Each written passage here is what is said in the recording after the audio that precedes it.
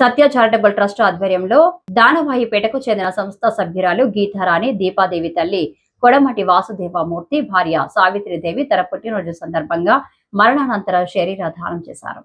వారి కుటుంబ సభ్యులు, స్నేహితులు, సత్య చారిటబుల్ ట్రస్ట్ ప్రతినిధులందరి మధ్య బాడీ డొనేషన్ పత్రాలపై సంతకం చేశారు. సత్య చారిటబుల్ ట్రస్ట్ ప్రతినిధులు పుట్టినరోజు సందర్భంగా ఇంత గొప్ప నిర్ణయం తీసుకున్న సావిత్రిదేవిని సన్మానించడం జరిగింది. తదనంతరం కేక్ కట్ చేసి పుట్టినరోజు శుభాకాంక్షలు తెలిపారు.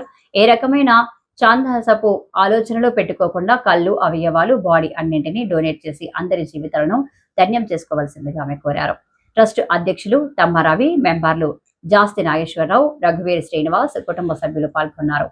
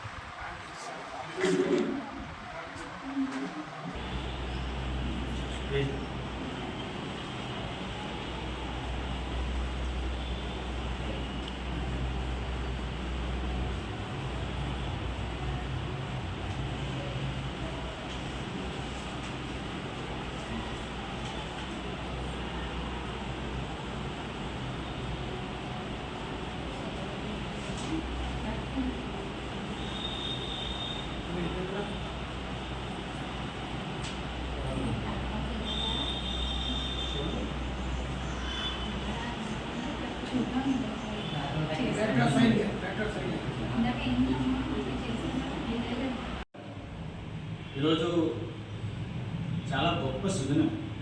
సత్య చారిటబుల్ ట్రస్ట్ రాజమహేంద్రవరం వారి ఆధ్వర్యంలో ఈరోజు గీతారాణి గారు, దీపాదేవి గారు, వారి తల్లి గారు మరియు లేటు స్వర్గస్థులైన శ్రీ